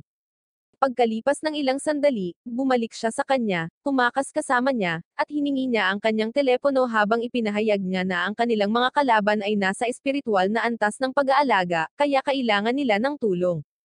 Narinig ni Lena ang pag-iyak ng mga kalaban, at nalaman namin na kinausap niya sila nang pumasok siya sa hamog, at inakala nilang pinagtatawanan niya sila, kaya sinubukan nilang atakihin siya, ngunit ginamit niya ang kanyang kakayahan sa pag-iyak para pigilan sila. Bumalik sa punong tanggapan, tumanggi si Shigoro na ipadala sina Joanna at Shingo, sinabing hindi sapat ang kanilang mga antas, at inutusan ni Yasmin ang 2 disipulo na pumunta sa halip. Nang malapit na silang umalis, humarang si Joanna, gustong sumama sa kanila, kaya nagalit si Shigoro, inutusan ang mga alagad na salakayin siya. Ang isa sa kanila ay naglunsad ng energy beam, at nagawa niyang ipagtanggol ang sarili, ngunit napaatras siya nang sabihin niya kay Shingo na nasa panganib si Ling, kaya sumali siya sa laban, gamit ang kanyang diskarte para iligtas siya, at nangako siyang magtatagumpay sa Ghost Village na nagsasabing maaari nilang makuha ang kanyang ulo kung siya ay nabigo. Pumasok sina Shingo at Joanna sa portal, habang si Shigoro ay nakatanggap ng mga ulat mula sa ibang mga lugar na nagpapakita na sila ay napapalibutan ng mga kalaban na hindi alam ang antas. Nakita nila ang isang imahe ng isang babae na nagngangalang Koraba na kinikilala ni Shigoro bilang isang banta, kaya nagbigay si Yasmin ng utos na magpadala ng isang agarang mensahe sa espiritual na mundo. Inutusan ni Yasman ang lahat na talunin si Koraba, at ang isa sa kanila ay papasok na sa portal, ngunit bigla siyang huminto, kaya hinailan nila siya palayo, ngunit napagtanto nila na ang kanyang mukha ay natatakpan ng madilim na enerhiya, kaya sinubukan ni Shigoro na salakayin ang portal, ngunit ang dark energy ay umaagos mula dito, at ito ay ganap na nalulupig sa kanila, na nagpapabagsak sa kanila habang ang portal ay nawala. Isang lamat ang bamuka, na sumasaklaw sa lugar sa madilim na enerhiya, habang si Koraba ay papasok, na nagsasabing mayroon na silang 10 sakripisyong tao. Susubukan ni Yasman na gumamit ng kakayahan, ngunit sinisipsip ni Koraba ang kanyang enerhiya, sinasabing mahuhuli niya ang pangunahing target para sa seremonya. Samantala, sumama sa kanya ang mga kaibigan ni Ling sa larangan ng digmaan, at nawalan sila ng kontak sa kanilang base. Alam ni Lena na may nangyari, sinasabing wala sa kontrol ang sitwasyong ito, kaya iniisip niya kung ano ang dapat nilang gawin. Sinabihan niya ang lahat na umatras, sinabing dapat silang bumalik na may dalang mga pampalakas, ngunit sinabi sa kanya ni Ling na hindi pa sila natatalo sa labanan, at naisip ni Chengo na maaari nilang ibalik ang mga talahan na yan. Napagtanto ni Ling na sobrang tahimik, kaya tumingin siya. Nang biglang sinunggaban siya ng isang vampira, siya ay lumipad palayo sa kanya gamit ang kanyang kakayahan bago siya pinakawalan, at habang siya ay nahulog, 2 iba pang mga vampira ang sumalakay sa kanya, na naging sanhi ng kanyang pagkawala ng malay. Sinubukan ni Chengo na tumulong, ngunit pinigilan siya ng isang vampira, itinulak siya pabalik, kaya ginamit niya ang kanyang pamamaraan sa paggapos, binalot siya ng mga kadena bago nagdulot ng isang tiyak na atake. Patuloy na bumagsak si Ling habang sinasalakay ng 2 vampira si Chengo na pinipigilan niyang maabot si Ling, at malapit na siyang bumagsak sa lupa. Kaya tumalon si Joanna upang iligtas siya, ngunit isang demonyo ang nagpatawag ng kidlat na tinatangay sila. Pareho silang bumagsak sa lupa, at sinubukan ni Lena na atakihin ang demonyo, ngunit gumamit siya ng kidlat na nagpatambo sa kanya. Tatapusin na niya siya, ngunit dumating si Chengo upang iligtas siya, sinusubukang atakihin ang demonyong humawak sa kanyang talem. Aatakihin na siya ng mga vampira, ngunit ginagamit niya ang kanyang harang para ilayo sila, at naka-recover si Joanna, kaya tumakbo siya papunta kay Ling, ngunit isang vampira ang hamarang sa kanya, gamit ang isang sonic attack para pigilan siya. Hinawakan ng kalaban si Ling, handang kagatin ang kanyang leeg nang gamitin ni Ling ang kanyang almighty technique para hindi paganahin ang mga kalaban, na naging sanhi ng pagkagambala sa kanila, at ginamit ng kanyang mga kaibigan ang pagkakataong ito para tapusin sila. Bumangon muli si Ling, ngunit biglang nagpakita ang isang lamat sa likuran niya, at hinawakan siya ng mga braso, hinaila siya sa lamat bago ito magsara. Naghahanda si Koraba para sa seremonya, na inabot ang isang bola na puno ng dark energy kung saan nakita namin si Ling habang ginigising siya ng system. Sinasabi nito sa kanya na siya ay nasa isang malaking krisis, kaya nagmumungkahi itong gamitin ang singsing na ibinigay sa kanya ni Akene. Pinapayuhan siya ng system na ituon ang lahat ng kanyang mga iniisip sa ring, na nagsasabi sa kanya na sumigaw ng isang linya ng pagbabago. Kaya, sinusunod niya ang mga tagubilin, na naging dahilan upang lumiwanag ng maliwanag ang singsing nang makita niya ang braso ng isang babae na humawak sa kanyang kamay. Nagsara ang lamat bago makapasok si Joanna, at kagatin na siya ng vampira, ngunit iniligtas siya ni Chengo, tinutulak ang vampira palayo. Nakita ni Joanna ang isang lamat sa likod ni Ling, kaya ginamit niya ang kanyang kakayahan habang tinutulak niya ito, at muntik niyang matamaan si Koraba sa kabilang panig. Sa sandaling iyon, ang bola ay sumabog, na lumikha ng isang malakas na shockwave na tinatangay ang mga vampira. Habang nagpapakita ang isang haligi ng liwanag, nakita namin si Akene na nakahawak kay Ling. Sumugod siya, tinapos ang mga vampira sa isang iglap, at ipinadala niya ang mga kaibigan ni Ling sa lamat. Lumapit si Koraba sa kanila, kinikilala ang singsing ni Ling bilang isang banal na bagay na nagpapahintulot sa nagsusuot na maglakbay sa kalawakan. Nakilala ni Akene si Koraba, na ipinahayag na nasa divine level. Kaya, nagtataka si Akene kung ano ang ginagawa niya sa mortal na mundo. Nagbukas si Koraba ng lamat na sinusubukang salakayin si Akene, ngunit nagpakita ang bulaklak na nagsasabi sa kanya na tumahimik. Nasusunog nito ang kanyang kamay, na pinipilit siyang umatras. Nawala ang bulaklak, at binitawan ni Akene si Ling, sinasabing pinapabagal niya ito. Biglang sumulpat si Akene sa likod ni Koraba, pinutol ang pakpak niya. Kaya, Tumalon siya, at bumalik si Akina sa kanyang mga kaalyado, sinabing hindi ilalabas ni Koraba ang kanyang buong kapangyarihan habang nasa mortal na mundo. Kaya, iniisip ni Akina na maaari silang manalo. Tinatanggal ni Koraba ang kanyang mga pakpak, habang pinapatawag niya ang isang divine nail na sumisipsip ng enerhiya ng cultivator na nakuha niya. Tumama ito sa lupa, dahilan upang magpakita ang isang divine sword. Inihayag ni Koraba kung paano siya inutusan ng Diyos na pumunta sa mortal na mundo, at gumamit ng 3 banal na sandata para tapusin si Ling. Kinuha niya ang espada at nagsimulang lumapit sa kanila. Ang sistema ay nagpapaalam kay Ling na ang espada ay maaaring makabasag ng mga batas at maaari pa nitong sirain ang sistema. Inilunsad ni Koraba ang isang pako kay Ling, tinamaan ang kanyang kamay, at ito ay nag-teleport sa kanya patungo sa kanya. Inatake niya ang kamay nito, na nagpasira sa katawan nito, na naging sanhi ng pagbagsak nito, at sinubukan siyang iligtas ng kanyang mga kaibigan, ngunit pinigilan sila ng hindi kilalang puwersa, na nag-aalis ng kanilang kapangyarihan. Isang disk ang lumipad papunta kay Koraba, na nagpahayag na ito ay isa pang banal na sandata, at siya ay nag-activate nito, na lumilikha ng napakalaking pormasayon sa kanilang paligid. Siya ay bumagsak sa lupa, na sinasabi sa kanila na ang pormasayon ay sisira sa mundo kapag sumapit ang umaga. Nagtataka si Joanna kung bakit niya ito ginagawa, kaya ibinunyag niya na kailangan niyang tapusin si Ling dahil hindi siya bagay sa mundong ito, at nawalan siya ng malay. Si Ling ay binigyan ng pagpipilian na ipagpalit ang isa sa kanyang buhay para sa ganap na kapangyarihan, at tatanggapin na niya ito, ngunit pinigilan siya ng isang fairy, at sinabihan siyang huwag gawin ito.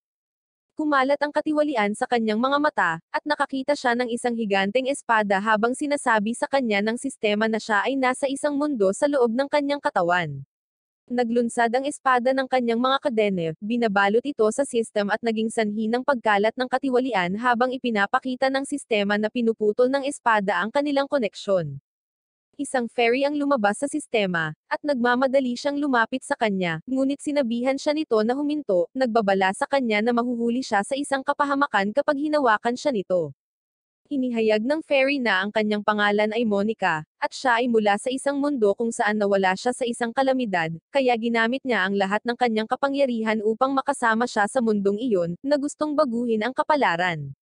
Nalaman namin na tinulungan siya ni Master Louis na mahanap siya, at binago niya ang kanyang sarili sa sistema para makasama siya, ngunit hindi siya kabilang sa mundong iyon, kaya aalisin siya ng heaven. Nakita niya si Monica na nawawala sa kanyang mga alaala habang napagtanto niyang pinoprotektahan siya nito sa buong panahon, at ibinunyag niya na matatapos ang kapahamakan pagkatapos niyang mawala. Ngunit bigla niya itong niyakap, tatamaan na sila ng kidlat, ngunit ginamit ni Ling ang Finger of Heaven para basagin ang langit, at bumalik sila sa totoong mundo. Nakita niya na ang lahat ng kanyang mga kaibigan ay walang malay, at si Monica ay lumapit sa kanya, sinabi sa kanya na maaari nilang itigil ang kalamidad, ngunit ito ay patuloy na babalik hanggang sa siya ay mawala. Malapit nang mag-activate ang formation habang ipinaliwanag ni Ling na gusto niyang manatili si Monica, ngunit nagsisimula itong mawala, kaya nalungkot siya. Gusto ni Monica na kumilos tulad ng espiritu ng sistema hanggang sa pinakadulo, kaya sinabi niya sa kanya na maghanda para sa kanilang huling laban habang ginagamit ni Ling ang kanyang almighty technique para kontrolin ang divine weapons. Ipinaalam sa kanya ni Monica na maaaring sirain ng pako ang pormasayon, at ginagamit ni Ling ang kanyang espiritual na mga mata na nagpapahintulot sa kanya na makita ang mga kahinaan ng mga pormasayon. Kaya, ginagamit niya ang pako para basagin ito, sinira ang pormasayon, at hinawakan niya ang divine sword na itinuturo ito sa langit. Isang napakalaking globo ng kidlat ang bumagsak mula sa langit, ngunit gumagamit siya ng isang pamamaraan na tinatawag na Sword of Heaven, na nagpapakawalan ng isang malakas na sinag ng enerhiya, na ganap na nananaig dito, na huminto sa kapahamakan. Ang langit ay lumiliwanag, at ang araw ay nagsimulang sumikat, ngunit si Monica ay lumipad habang siya ay patuloy na nawawala, na nagbibigay kay Ling ng huling misyon, na hanapin siya sa kaharian ng mga espiritu. Ipinaliwanag niya na magkikita silang muli kapag natapos niya ang misyon, at nagpaalam siya sa kanya habang siya ay ganap na nawala. Pagkatapos ng labanan, nalaman namin na ang lahat ng mga cultivator ay nakaligtas, at si Ling ay mayroon pa ring mga divine na sandata, ngunit hindi niya mailabas ang kanilang mga kapangyarihan. Ipinagdiriwang ng akademya ang kanyang pagbabalik, at nasa kanya pa rin ang system, ngunit wala na si Monica sa kanya. Inilagay si Koraba sa kustodiya, ngunit alam ni Ling na may mas malalakas na kalaban sa mundo, kaya kailangan niyang lumakas para talunin sila. Natutunan niya ang pamamaraan ng kidlat, ngunit hindi niya alam kung paano gamitin ito, at kahit na nagduse siya ng napakalaking pagkawala ng memorya, naaalala pa rin niya si Monica.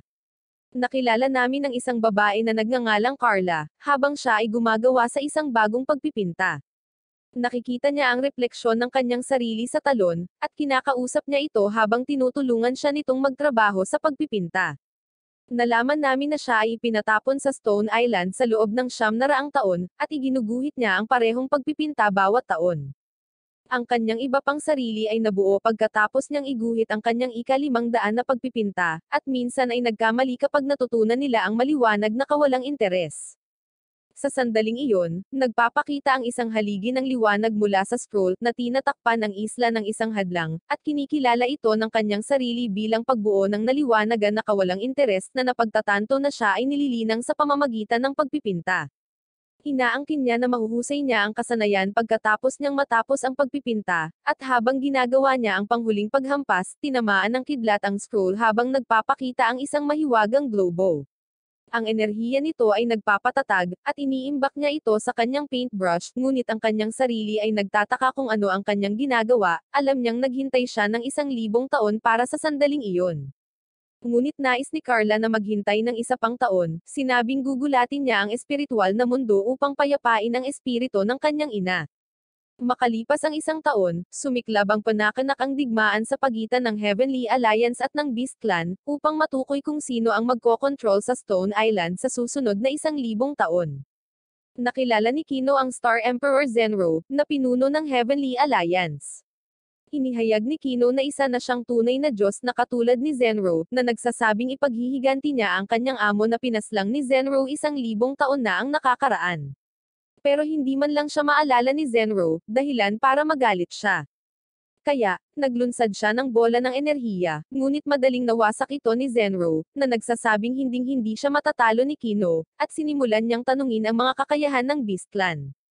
Ngunit tumawa si Kino, sinabing si Zenro ay hindi magagapi, habang binanggit niya na nakuha ni Koraba ang Divine Sword, at nagtataka siya kung paano nagawang lusubin ni Koraba ang mortal na mundo, na sinasabing may isang taksil sa Heavenly Alliance. Idinagdag ni Kino na ang iba pang mga angkan ay nakipagsanib puwersa sa Beast Clan, kaya naniniwala siyang may kalamangan sila.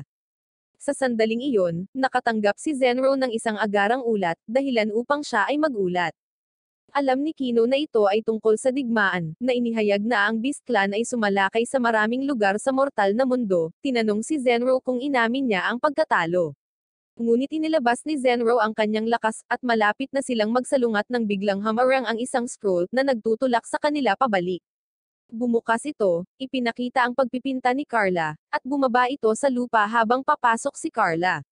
Nakilala siya ni Zenro, sinabi sa kanya na hindi siya maaaring makialam sa digmaan, at inanyayahan siya ni Kino na sumali sa kanyang angkan. Ngunit hindi sila pinapansin ni Carla habang hinahawakan niya ang scroll gamit ang kanyang brush na nagdulot ng mga madilim na ulap sa itaas ng mga ito.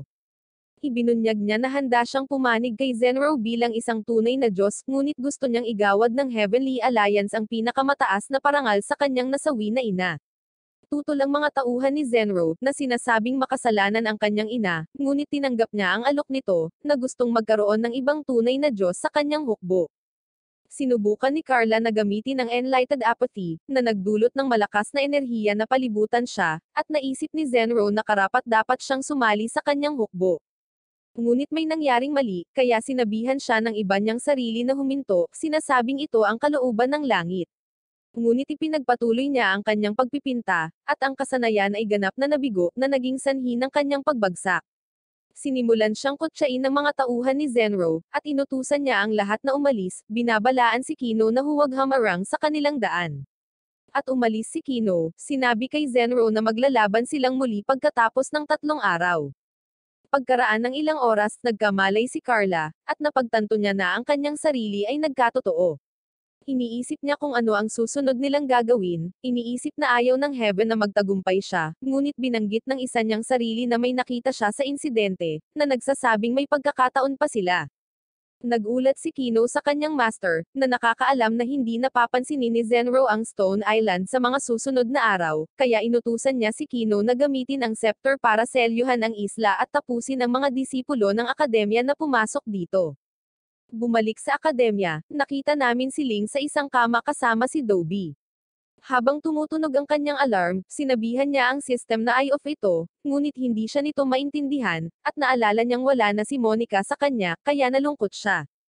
Bumangon siya mula sa kanyang kama, at narinig niya ang isang anunsyo na nagbabanggit na ang unang klase ay lilipad sa Stone Island. Inilabas niya ang kanyang mga kayamanan, sinasabing itinaya niya ang kanyang buhay upang makuha ang mga banal na bagay, ngunit habang sinusubukan niyang agawin ang mga ito, kumilos ang mga ito ng pag-alit, at sa huli ay nasugatan niya ang kanyang daliri. Gusto niyang pumili ng regalo para sa kanyang mga kaibigan upang ipakita ang kanyang pagpapahalaga sa lahat ng nagawa nila, at nakakita si Dobby ng damit, tinanong si Ling kung gusto niyang maging babae. Ngunit ipinaliwanag niya na ito ay ibinigay ng akademya bilang gantimpala.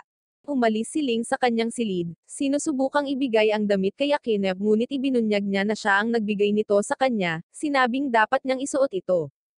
Hinawakan niya ang kamay nito, pinaandar ang divine ring habang sinasabi nitong ipatawag siya muli kung may mangyari. Pinayuhan niya itong ibigay kay Joanna kung ayaw niyang isuot ito, at nagpa siya itong sundin ng payo nito, pero ayaw na tanggapin ito ni Joanna, dahil alam niyang ibinigay ito ni Akines sa kanya. Sinusubukan niyang kumbensihin siya na tanggapin ito, na sinasabi sa kanya na itago ito, ngunit itinulak siya ni Joanna.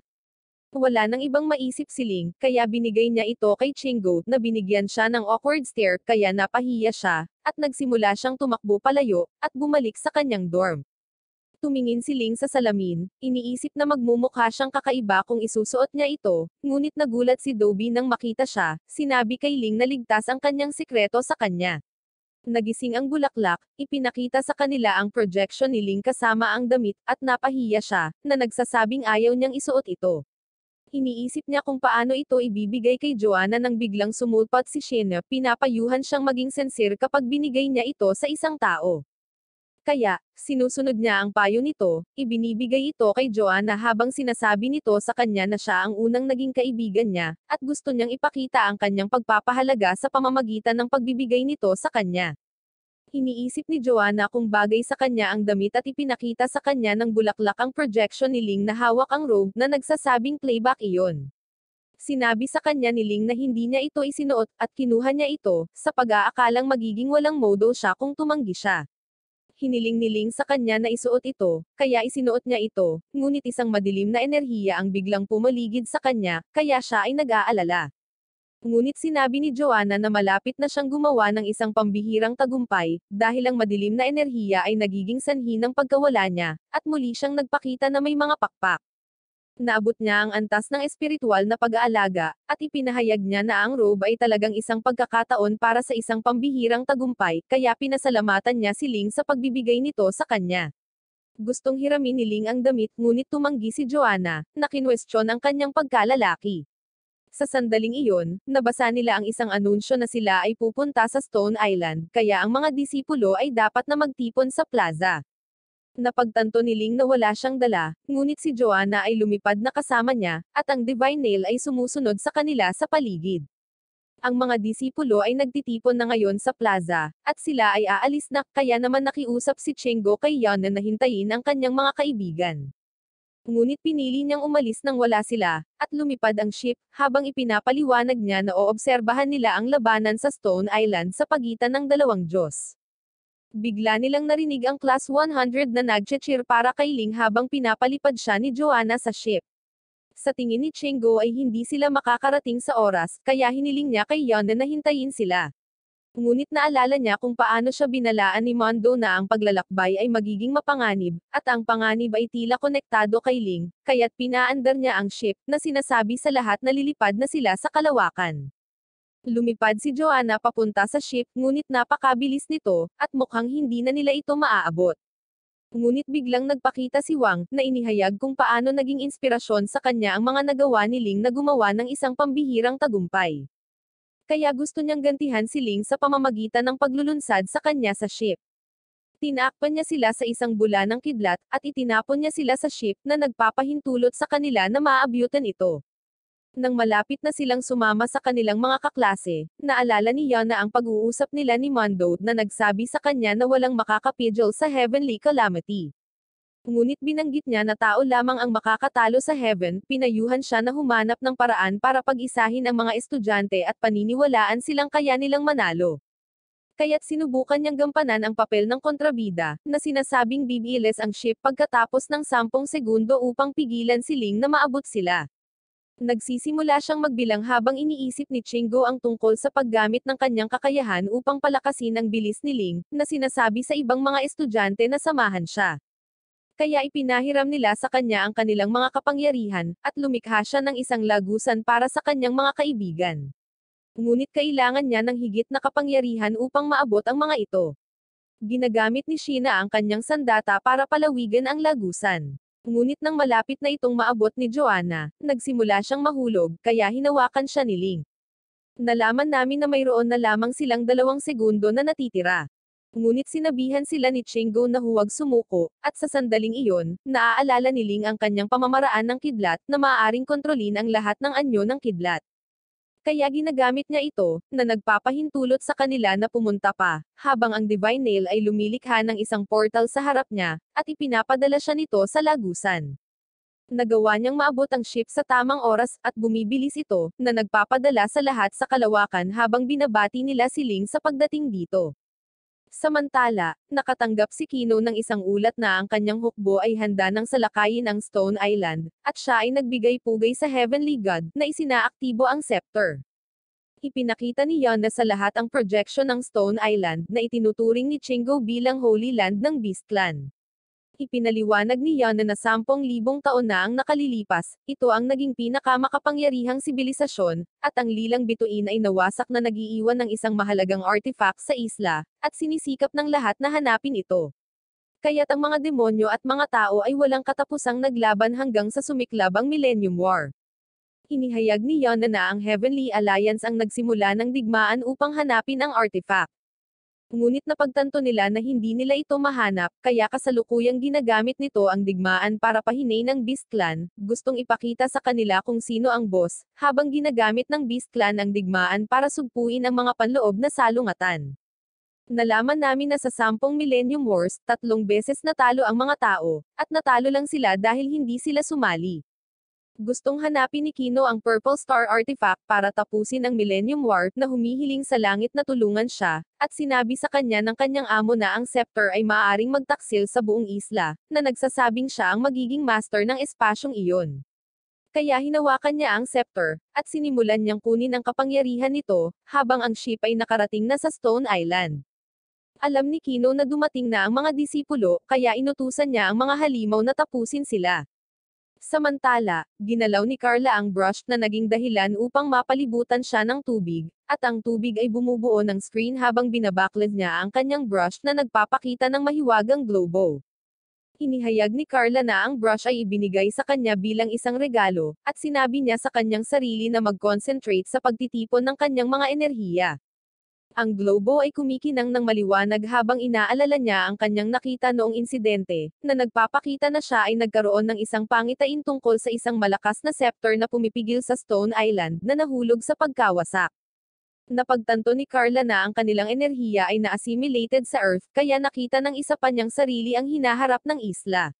Bigla siyang nabahali, at lumabas si Kino sa screen habang binabanggit ni Carla na si Kino at Zenro ay dapat na naghahanda para sa kanilang labanan. Kaya nagtataka siya kung ano ang ginagawa niya sa Stone Island. Nagsisimula siyang mag-isip kung matatalo ang mga tao, at ang iba niyang sarili ay nagmumungkahi na iulat ito sa Heavenly Alliance. Pero alam niyang hindi sila maniniwala sa kwento. Bigla siyang nakaranas ng discomfort, at nakakita sila ng imahe ng isang babae habang nawawala ang screen. Kinikilala siya ni Carla bilang tagapag-alaga ng mga ruin ng lilang bituin, na nagpapakita na natanggap ng kanyang ina ang brush mula sa tagapag-alaga. Habang binanggit niya na ang kanyang ina ay dating nakatira sa gitna ng Purple Star, ipinaliwanag niya na ang mga tao ng Purple Star ay nilinang gamit ang agham, at sila ay mas malakas kaysa sa Heavenly Alliance. Ngunit ang mga pagsulong sa siyensya ay lumabag sa langit, kaya't natanggap nito ang makalangit na kaparusahan na humahantong sa pagkawasak nito. Nakaligtas ang kanyang ina dahil wala siya noong nangyari ito, ngunit isinumpa pa rin siya ng langit, kaya unti-unting nalanta ang kanyang buhay. At sila ay tinatrato bilang mga dayuhan ng Heavenly Alliance. Dinala siya ng kanyang ina sa Stone Island upang hanapin ang mga ruins ng lilang bituin, at nakatagpo niya ang tagapag-alaga na nagbigay sa kanya ng brush na nagsasabing mayroon itong kapangyarihan ng lilang bituin. Ang brush ay ipinasa kay Carla, at inihayag niya na ito ang artifact na hinahanap ng lahat. Sa palagay niya ay may malaking kapangyarihan ang Purple Star Ruins, kaya gusto niyang hanapin ito, at muli nilang tinignan ng hinaharap habang iniisip niyang gamitin ang kapangyarihan ng Purple Star para malampasan ang Heavenly Alliance. Ginagamit ni Kino ang kapangyarihan ng Scepter, na nagiging sanhi ng isang madilim na alon na lumipat sa buong isla at nagbibigay sa kanya ng kakayahang makita ang lahat sa lugar. Gusto niyang hanapin ang mga ruins ng purple na bituin, at sinabi ng kanyang master na mahahanap niya ito, na ginawang master ng Stone Island si Kino. Pagbalik sa ship, sinabi ni Yana sa mga disipulo na magkakaroon sila ng outdoor survival activity, at ang lahat ay nalilito dahil akala nila ay magmamasid lang sila sa digmaan. Hinati sila ni Yana sa 4 na koponan, at ang unang koponan ay pinamumunuan ni Chingo na nagpahayag na nagdala siya ng mga mortal na armas. Ngunit kino-question ni Wenard ang kalidad nito habang iniisip ng lahat kung gagana ito. Inanunsyo ni Yana na ang mga alagad na may mataas na antas ang mamumuno sa iba pang mga koponan, ngunit sinabi niya kay Ling na hindi siya maaaring sumali sa alinman sa mga koponan, na nagsasabing kailangan niyang kumilos ng mag-isa dahil siya ay masyadong malakas. Pinipili ng mga disipulo ang kanilang mga koponan, habang ipinaalala ni Joanna kay Ling na nasa kanila pa rin ang tracker. Sinabihan ni Yana si Ling na bumaba, ngunit iniisip niya kung paano niya ito gagawin dahil lumilipad pa rin ang ship sa himpapawid. Ngunit itinapon niya siya sa ship na naging sanhi ng pagbagsak niya sa lupa. Sinusuri ni Ling ang kanyang quest sa pag-upgrade na binabanggit na dapat siyang tumalon sa tuktok ng isang mataas na bundok upang maabot ang susunod na antas, at nakakita siya ng isang bundok na magagamit niya. Ngunit nagsimulang manginig ang lupa habang ang lugar ay natatakpan ng pulang harang. Si Carla ay kumukonekta sa langit kasama ang kanyang ibang sarili, ngunit tinanggihan siya ng langit, at nagtataka siya kung bakit tinanggap ang kanyang ibang sarili. Ibinunyag niya na natagpuan niya ang mga ruins, at sinubukan niyang humanap ng paraan para mabuksan ito nang biglang nagpakita ang pulang hadlang, kaya napagtanto ni Carla na ang hinaharap na nakita nila ay malapit nang mangyari. Ang hadlang ay umabot sa mga disipulo nang mapagtanto nila na ang Stone Island ay seliado na, iniisip kung sino ang may pananagutan para dito. Lumipad si Kino sa langit, nagbabantang aatakehin ang mga disipulo, kaya sinubukan ni Yana na protektahan ang ship gamit ang isang hadlang habang gumagamit siya ng isang malakas na pag-atake ng Sonic na nakakasagabal sa kanilang mga sentido, at pinalipad niya ang ship patungo sa kalapit na nayon. Nagpupumigla si Ling sa pag-atake ng Sonic, kaya ginamit niya ang kanyang espiritual na mga mata na nagpapahintulot sa kanya na makita si Kino na nahayag na nasa divine level, at pinag-aaralan niya ang scepter sa pag-aakalang masisira ito ng Finger of Heaven. Huminto si Kino sa pag-atake sa kanila habang ipinapahayag niya na siya ang pinuno ng kaharian, na nag-uutos sa mga nilalang sa isla na pagsilbihan siya. Naglabas siya ng isang bola ng enerhiya na patuloy na lumalawak na sumisira sa lahat ng bagay sa landas nito. Malapit na itong makarating kay Ling, ngunit ang Divine Nail ay nagpapakita na nailigtas sa kanya mula sa tiyak na kasawian. Ginagamit niya ang kanyang espiritual na mga mata, at nakita niya ang pagkabuo enlightened apathy sa tuktok ng isang bundok. Alam niyang isa itong pamamaraan ng Heavenly Alliance, at nagpasya siyang suriin ito. Sinubukan ni Yana na paliparin ang ship patungo sa nayon, ngunit nasira ang kanyang harang, at malapit nang mahulog ang mga disipulo, ngunit nagawa niyang iligtas sila, at lahat sila ay dumaong sa tuktok ng isang gusali. Ipinaalam ni Yana sa mga pinuno ng koponan na mayroong defensive formation sa village, kaya dapat silang magtulungan upang i-activate ito at labanan ang epekto. Sinusunod ng mga disipulo ang kanyang mga tagubilin, at ang defensive formation ay isinaaktibo, na nagpo-protekta sa kanila mula sa pag-atake ni Kino nang matuklasan niya ang lokasyon ng mga ruins ng purple na bituin. Sinabihan siya ng kanyang amo na tapusin ang lahat ng mga cultivator na tao, kaya ipinatawag niya ang mga sinaunang halimaw, at sinalakay ng isa sa kanila si Ling, ngunit nagawa niyang iwasan ito. Ngunit napagtanto niyang nabitawan niya ang tracker, kaya sinubukan niyang kunin ito, ngunit siya ay tinamaan, at ang mga halimaw ay sumusugod sa kanya. Hindi mabilang na mga halimaw ang pumunta sa mga disipulo, inaatake ang kanilang hadlang, at mukhang malapit na silang ma-overwhelm. Natatakot si Yana na mawalan ng buhay ang kanyang mga estudyante, kaya gumamit siya ng isang pag-atake para itulak ang mga halimaw mula sa hadlang, ngunit naging sanhi ito ng kanyang pagkapagod. Sinabi ni Chengo sa iba pang mga mag-aaral na hindi nila dapat hayaan siyang lumaban ng mag-isa, at inilabas niya ang mga sandata mula sa moral na mundo, na nagsasabing maaari silang lumaban ng hindi gumagamit ng espiritual na kapangyarihan. Humawak siya sa isang armas na nagsasabing dapat silang lumaban hanggang sa huli, at nagpa siya ang lahat na sumama sa kanya. Samantala, isiniwalat ng nakababatang Carla na ang Stone Island ay selyado na kaya hindi na siya makakonekta sa langit. Ngunit sinasabi niya na alam na niya kung ano ang gagawin. Sinabi niya kay Carla na nasa kanila ang susi sa mga ruins, ngunit si Kino ay nagpakita sa kanila, na sinasabi sa kanila na ibigay ito sa kanya. Ginagamit ni Ling ang pinakamakapangyarihang pamamaraan para paamuhin ang mga halimaw, na naging dahilan upang umatras sila habang kinukuha niya ang tracker, at nagpatuloy siya sa pagpunta sa bundok, iniisip kung ano ang hahanapin niya doon.